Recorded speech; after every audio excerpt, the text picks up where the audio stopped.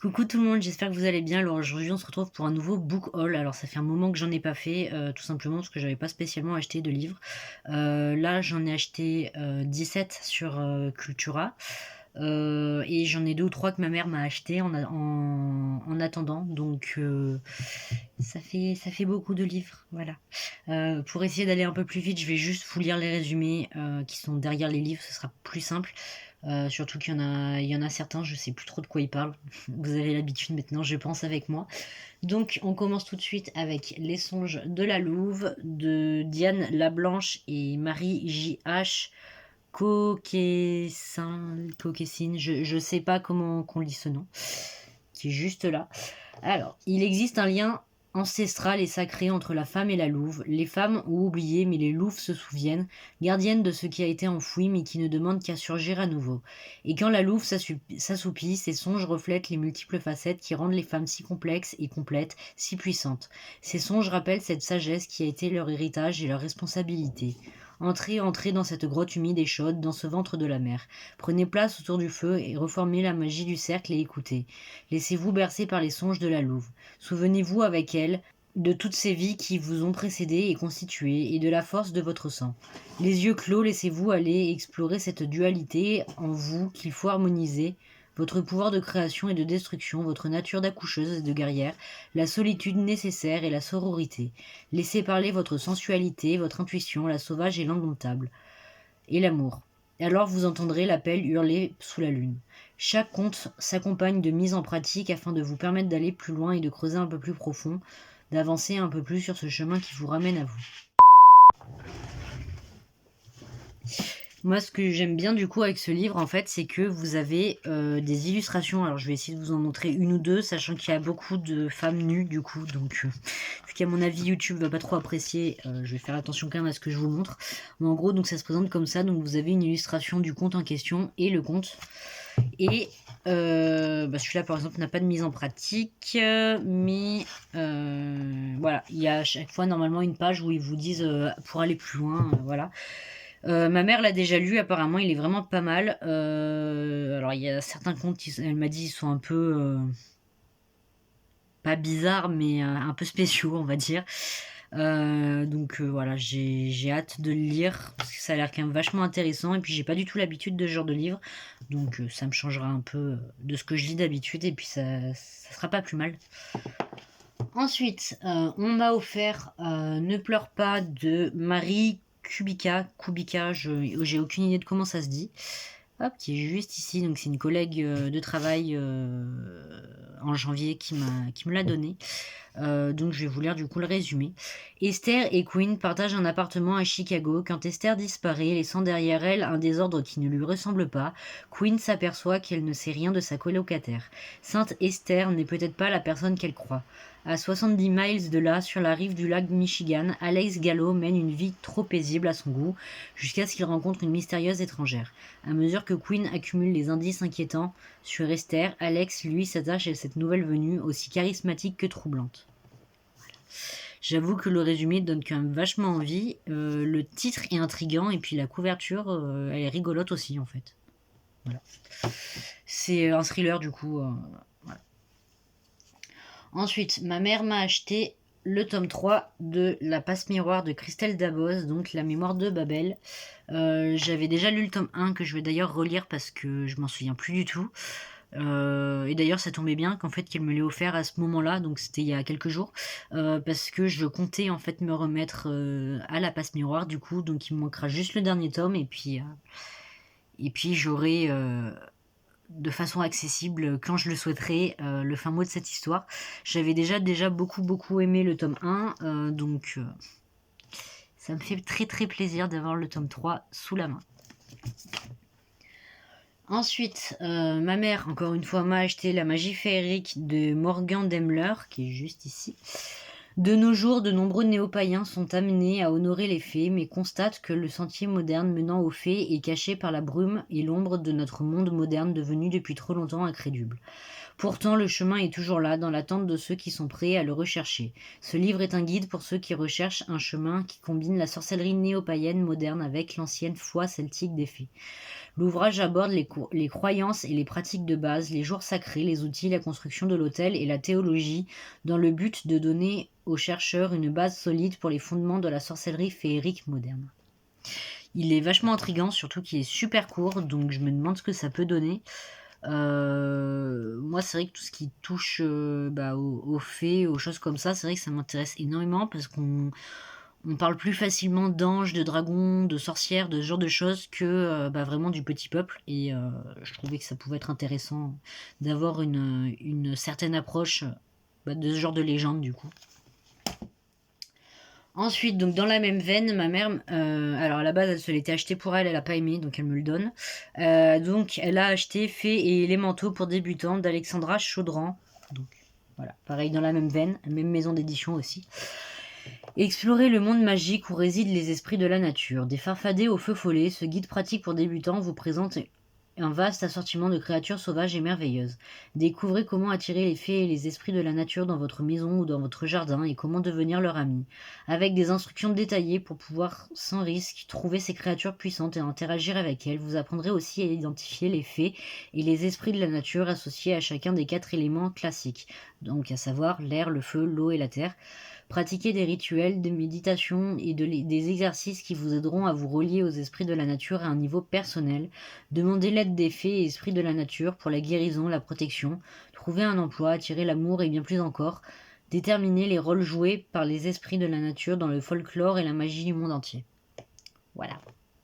Là c'est pareil, c'est une autre approche, mais cette fois par contre c'est avec les élémentaux, donc il me semble que en gros, j'y connais rien. Moi, j'avais vite fait feuilleter le livre quand ma mère me l'avait passé pour voir si ça pouvait me plaire. Mais ouais, non, ça avait l'air quand même vachement intéressant. Après, vachement complexe aussi parce que c'est beaucoup de textes comme ça. C'est écrit quand même assez petit, donc je verrai si j'arrive à survivre à cette lecture. En tout cas, la couverture est super jolie. Ensuite, j'ai acheté, ou ma mère, je ne sais plus, Femme cyclique de Pauline Valderon, qui est juste ici. J'en avais entendu que du bien. On m'avait dit que c'était un livre qui devait être mis entre les mains de toutes les femmes, jeunes femmes, ou peu importe l'âge en fait, parce qu'il était très important pour apprendre à connaître son corps, etc. Alors après, je sais pas du tout si c'est le cas. Mais ouais, non, je le voulais quand même parce que c'est vrai que ça m'intriguait pas mal d'entendre ce genre de choses là-dessus. Donc voilà. Reconnectez-vous à votre essence profonde. Femme cyclique est un recueil sacré permettant d'apprivoiser, de comprendre et d'explorer les secrets du féminin dans toutes ses nuances, ses formes et ses dimensions. Il est une ouverture à l'histoire de la femme, son anatomie, ses blessures, mais aussi une invitation à habiter son corps, ses énergies et à plonger dans ses ombres et ses lumières pour arpenter la voie de l'honoration et de la guérison. Pauline Valderon, sophrologue spécialisée en techniques de libération émotionnelle, y partage ses expériences avec les nombreuses femmes qu'elle a accompagnées. Elle propose également des rituels personnalisables pour plonger au cœur des émotions, des énergies et des influences hormonales au fil des 4 phases du cycle féminin. C'est un guide précieux et simple qui vous éveille sur la voie du féminin, vous initie, vous réveille et vous révèle la femme cyclique et sacrée qui est en vous et qui ne demande qu'à mieux se connaître, s'honorer, se libérer et s'aimer. Voilà. Et puis quand on lit le résumé, franchement, ça donne envie.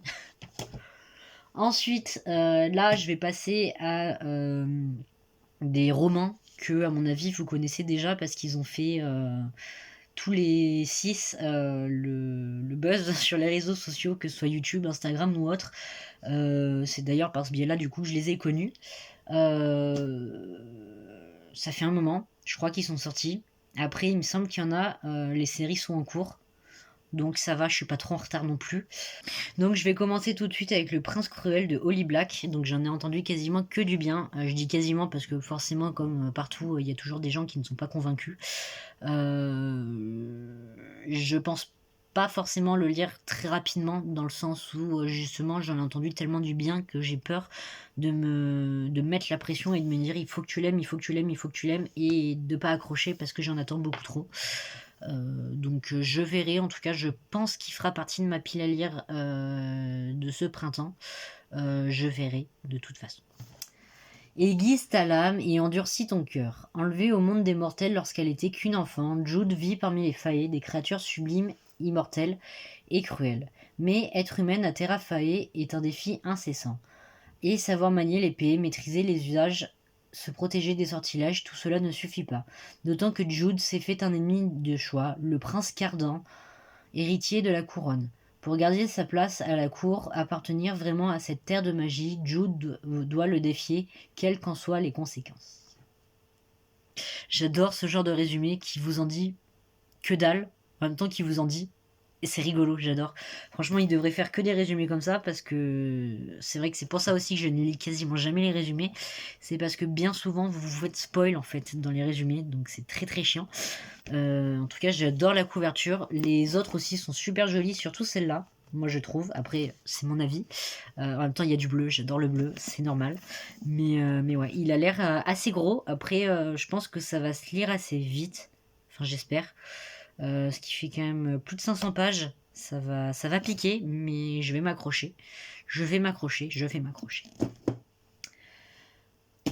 Ensuite, je vais vous parler de Sorcery of Thorn de Margaret Rogerson, qui est juste ici. J'adore la couverture, je crois que je vais dire ça à chaque fois, mais en fait, il y a des maisons d'édition qui gèrent vraiment super bien leur truc et qui donnent vraiment, vraiment envie.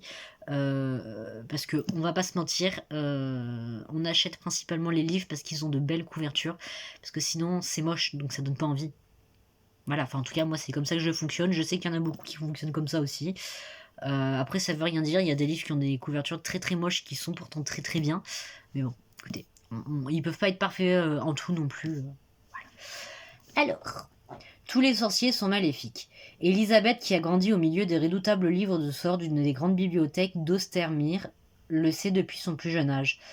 Et elle compte bien protéger le monde de cette magie néfaste, l'épée à la main s'il le faut, jusqu'au jour où l'un des plus terrifiants grimoires se transforme en monstre de cuir et d'encre, semant la mort et la destruction.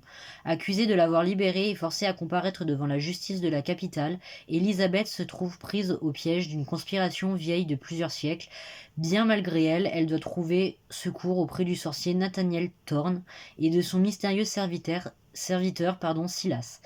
Les grandes bibliothèques ne sont pas seules en jeu, le royaume entier est en péril. Elisabeth va devoir remettre en question tout ce en quoi elle croyait, car s'ouvre devant elle une voie qu'elle n'aurait jamais pu imaginer.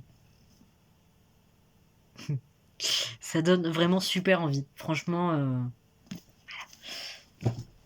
Et oui, du coup, je ne l'ai pas précisé, mais donc avec ces deux-là, on commence avec la commande Cultura, et jusqu'à la fin de la vidéo, du coup, voilà. Donc, il va y en avoir un paquet. Ensuite, j'ai acheté un sort si noir et éternel de Brigid Kemmerer. J'ai aucune idée de comment on prononce ça, je suis désolée. Pareil, j'en ai entendu que du bien. La couverture, franchement, me plaît moins. Après, il y a un côté holographique, alors c'est joli. Non, mais voilà, je suis pas compliqué à convaincre au niveau des livres, franchement. Parce que oui, vous remarquerez aussi, j'ai acheté quasiment que des briques. Je n'ai peut-être pas au courant de la taille des livres. Du coup, ça me fait très très peur, surtout que j'ai tous envie de les lire maintenant. Donc, je vais souffrir en fait pour le printemps. Parce que là, du coup, ma pile à lire de cet hiver, je vais avoir du mal à la terminer, pour ne pas dire que je la terminerai pas.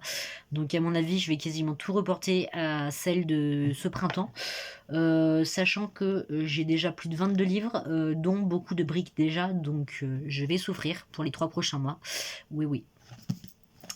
Alors, un soir à Washington, Harper est témoin d'une tentative d'enlèvement.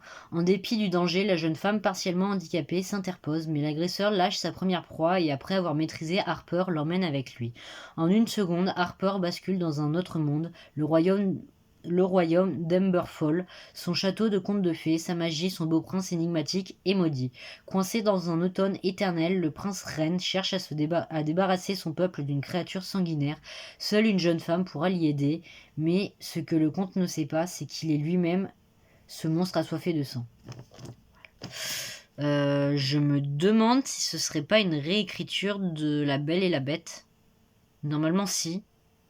Oui, alors oui, la plupart, ça fait un moment que je les ai dans ma wishlist. Donc en fait, si vous voulez, j'ai aucune idée de ce que j'ai acheté. Juste que je les voulais vraiment. Donc Voilà. Mais ouais, non, ça sonne très réécriture de La Belle et la Bête. Que ce soit ça ou pas, dans tous les cas, je vais le lire. J'en ai aucune attente, sincèrement. Surtout qu'à mon avis, il va y avoir de la romance. Alors, c'est le cas aussi dans les deux autres, hein, à mon avis. Mais j'espère sincèrement que ça prendra pas le pas sur le reste de l'histoire et qu'on n'aura pas des héroïnes un peu teuteux, si je puis dire ça comme ça. Parce que sinon, j'avoue que ça risque de me gaver. Et ça va m'énerver. Et ça va m'énerver beaucoup, beaucoup. Donc, je verrai bien. Mais voilà.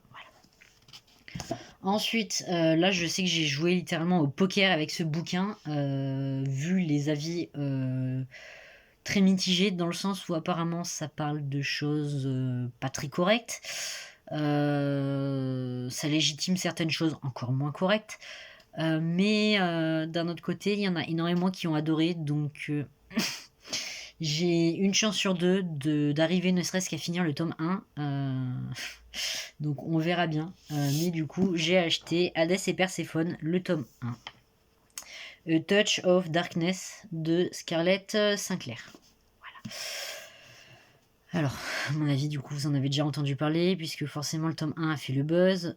Bref, je vais pas revenir là-dessus.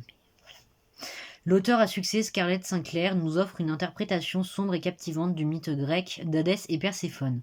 Après s'être installée à Nouvelle-Athènes, la jeune déesse Perséphone espérait mener une vie discrète dans la peau d'une journaliste mortelle. Tout change lorsqu'elle s'assit pour jouer une partie de cartes avec un étranger hypnotique et mystérieux dans une boîte de nuit branchée. À sa rencontre avec Hadès, Perséphone se retrouve liée par un contrat avec le dieu des ténèbres, dont les conditions sont impossibles. Perséphone doit créer la vie dans le monde souterrain ou perdre sa liberté à jamais. Alors qu'elle s'efforce à semer les graines de sa liberté, son amour pour Hadès grandit, un amour à la fois envoûtant et interdit. Alors, pourquoi est-ce que je dis que c'est un gros coup de poker? C'est parce que tout simplement, on parle de sujets comme du viol, du harcèlement, ce genre de choses, cachés évidemment sous une touche très très télé-réalité apparemment, et il y a énormément de sexe pour faire du sexe. Donc, il y a une chance sur deux pour que ce soit illisible, en tout cas pour moi. Voilà, tout simplement. Je voulais quand même le tenter parce que la mythologie grecque, c'est quand même une mythologie qui m'intéresse énormément, comme beaucoup de gens du coup. Mais voilà, je verrai. Au pire, j'ai acheté que le tome 1, donc si ça me plaît pas, je me sens pas vexée ni rien. Au pire, j'aurais essayé. Mais ouais, j'avoue que par contre je l'aurais mauvaise si j'aimais pas et que j'avais acheté toute la saga. Ouais, je pense que je l'aurais eu très très mauvaise. Après, la couverture est jolie. Au pire, ce sera déjà ça de fait. Ensuite, j'ai acheté Galant de V.E. Schwab. Donc j'ai déjà de cette autrice la trilogie de Shade of Magic. Je vais y arriver, j'ai tendance à mettre des S là où il n'y en a pas. J'avais déjà lu le tome 1 du coup que j'avais adoré. Il me restait à lire les autres tomes que je n'ai pas continué. Donc il faut que je relise le tome 1. Bref, c'est comme d'hab, vous avez l'habitude avec moi. Celui-ci est moins gros que les Shade of Magic. Du coup ça me rassure un peu. Il me fait un peu peur par contre dans le sens où apparemment le livre est assez particulier. Dans le sens limite il est absurde, enfin, c'est le style qui veut ça, mais voilà.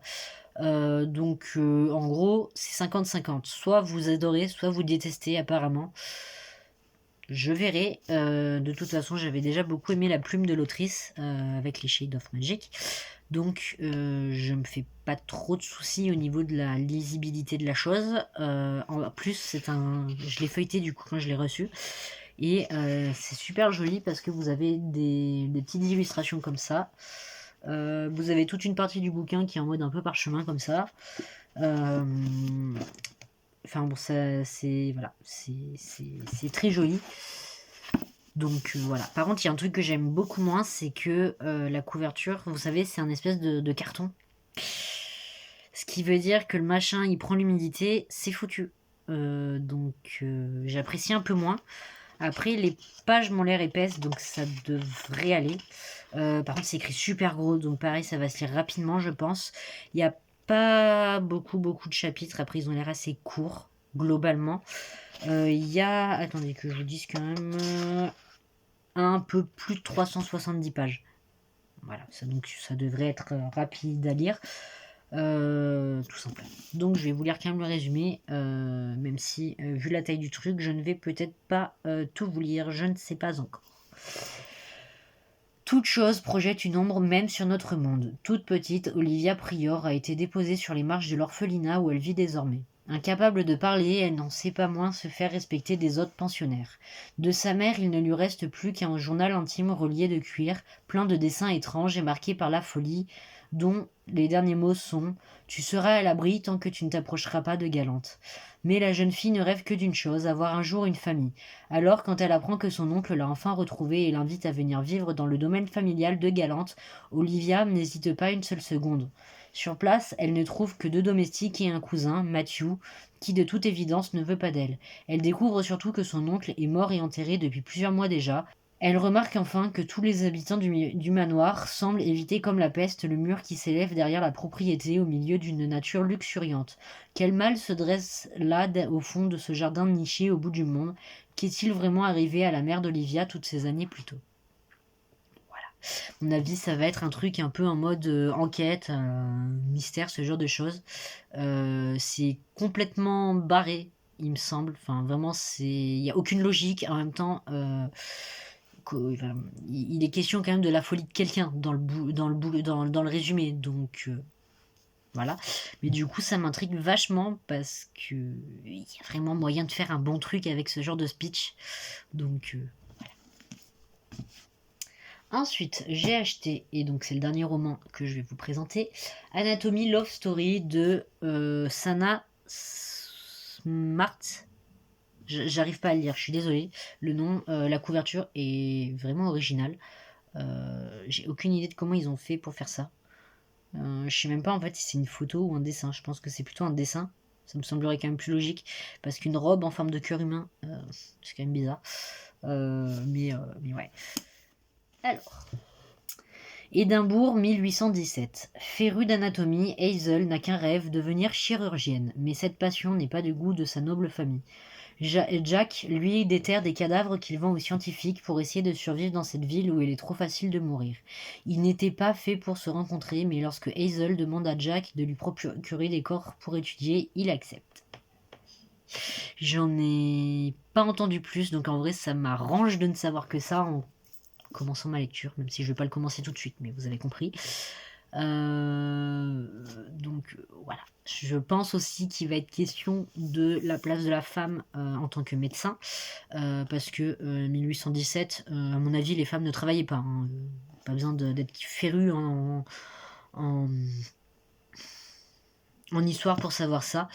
Mais déjà, à mon avis, à cette époque-là, une femme qui veut, entre guillemets, être intelligente et donc devenir médecin surtout, ça court pas les rues et à mon avis, ça se fait taper dessus. Voilà. Donc, j'ai hâte de le lire. Ensuite, donc j'ai acheté les tomes 16, 17, 18, 19... et 20 de moi quand je me réincarne en slime de Taiki Kawakami. J'ai acheté littéralement tous ceux qui me manquaient, comme ça je suis à jour en tout cas niveau achat.